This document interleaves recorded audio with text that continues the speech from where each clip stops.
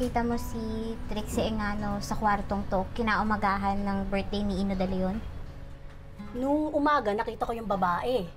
Nagmamadali. Pagkatapos, parang tuliro. Gulo-gulo pa nga yung buhok. May lalaki bang sumunod? Pagpasok ko ng kwarto, walang tao eh. Baka nauna na. Pero sa tingin ko, may milagrong nangyari. Baka nga hindi lang milagrong nangyari. Pagdating ng mga pulis, buti na lang hindi ako nakapaglinis kaagad. Nako, parang nirayot o binagyo itong loob ng kwartong ito. Ano ho bang dinatnan yung lagay ng kwarto? Matapos sila mag-picture dyan, kinuha nila yung malakit na kumot ng resort. Pagkatapos mga basag na bote ng alak dito. Dito, maraming basag na bote ng alak dito sa ilalim ng kama. Basag na bote ng alak? Oo, dito, nagkalat dito sa kasalapan. May mga dugo pa nga eh. Boy, mukhang napasobra yung party mo kagabi, oh. Ito, mula lang to. Galas lang to. Tinulak ko siya. I tried to fight back. I even hit him with a bottle. Pero lalo lang siya nagalit. Dito siya nasugatan? Sino? Basta maraming bubog dito, mga basag na bote ng alak. May mga dugo din. Sigurado ko, may nasugatan nga dito. Oh, bakit sa tingin niyo ba nagsisinungaling ako? Bakit hindi niyo tingnan yung mga pictures sa mga pulis? Oh, ito, yung nasa cellphone ko.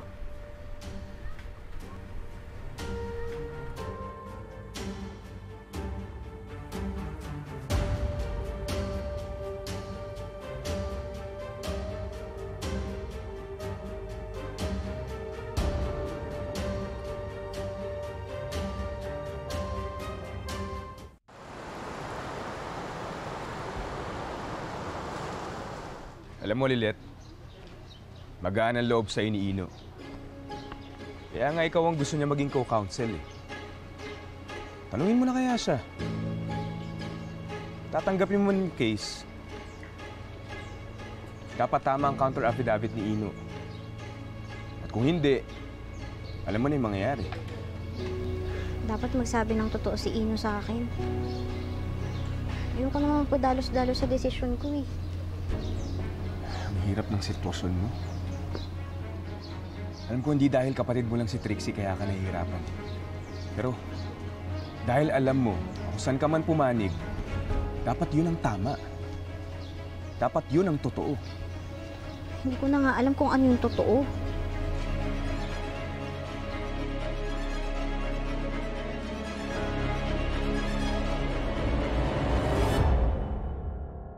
Ate Lilet, alam ba ni Mami and Daddy na nadalaw ka dito? Does this mean that you'll be my lawyer na? Ikaw lang yung gusto kong makausap muna, Ino. Okay. Alam natin pareho na hanggat hindi pa nahahatulan ng hukuman ng isang tao, inosente pa rin ito. Alam mo rin na kung ano man ang masusulat sa counter affidavit mo sa reklamo sa'yo ni Trixie, wala nang bawian yun. Yes, Ate Lilet. I know that naman. But why does it seem like you're interrogating me? Yung sugat mo. Ang sabi mo sa akin, pagkatapos yung mag-away ni Trixie sa beach at pagkatapos kanyang paluin ng bote, pumunta ka sa kwarto mo para gamutin yun ng mag-isa. Ang nasabi ko naman po sa inyo, Ate Lilet. Bakit may nakakita kay Trixie na lumabas ng kwarto mo? At bakit magulo yung kwarto mo? Hindi ba hearsay lang po yun? May mga nakita akong pictures, Ino. May nakakalat na bote doon. Saan mo ba talaga nakuha yung sugat mo? Sa beach? Sa kwarto? Saan ba talaga? Ate, ba't di ka naniniwala sa akin? Nasugatan lang naman ako sa bote. Ano mo kinalaman doon? Dahil kung nagsisinungaling ka sa akin tungkol sa maliit na detalyeng yun, ano pang hindi totoo sa kwento mo sa akin? May nakakita kay Trixie na lumabas sa kwarto mo, Ino. Hihintayin pa ba natin ang korte na mag-order ng DNA test sa mga samples na nakuha ng pulis sa kwarto bago ka magsabi ng totoo sa akin? Huli na ang lahat at hindi ka na may pagtatanggol kapag nangyari yun. Kaya magsabi ka na ng totoo, Amy. Magkasama ba kayo ni Trixie sa kwarto mo? May nangyari ba sa inyo? Nagsisinungaling ka lang ba sa akin? Huling pagkakataon mo, Amy. Huling pagkakataon para paniwalaan kita. Magkasama ba kayo ni Trixie? Ano ba talagang ginawa mo nung gabing yun? Ate, Kung magsisinungaling ka lang sa akin at puro kasinungalingan lang ang ilalagay mo sa counter affidavit mo, hindi ako papayag maging abogado mo, Ino. Kaya uulitin ko.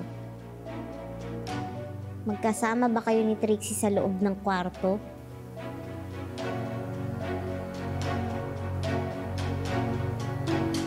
oo. Ginalaw mo ba si Trixie? Oo. May nangyari sa aming dalawa.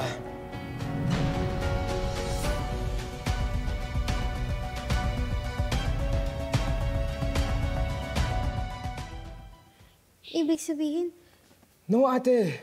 I didn't force her. Mali yung naiisip mo. Lahat na nangyari was all consensual. hindi ko pa sinabi sa'yo yung mga consequences ng pagsisinungaling mo sa counter affidavit mo, hindi mo pa aaminin yung totoo sa akin. Paano ko maniniwalang consensual yun? Kung hindi rape, bakit hindi mo sa akin sinabi nung umpisa pa lang? Bakit ka nagsinungaling? Ate Lilet, ba't pa naman naiisip yun? Hindi ko naman magagawa yun eh. Ba't pa naman ikaw? Eh bakit ka nagsinungaling? Tungkol sa sugat mo, na magkasama pala kayo ni Trixie dun sa kwarto. Ano, ba't hindi mo sa amin sinabi? Bakit ka nagsinungaling? Dahil natakot ako. Dahil baka paniwalaan siya pag sinabi ko na sa kwarto din ako. Dahil sa trabaho ni Daddy, alam ko na mangyayari sa mga rape cases. Bias sila sa mga babae. Oo, nasa kwarto ako. Oo, may nangyari sa aming dalawa. But it was consensual. Ginusto niya mag-sex kami. Pero walang rape na nangyari. Wala! Hindi ko ni-rape si Trixie. Dinala ko siya sa cottage. Malikot pa nga siya eh. Trixie. Nung nabasag ang bote, I tried to clean it. Doon ako nasugatan nung naitulak niya ako nung nasuka siya. Trix,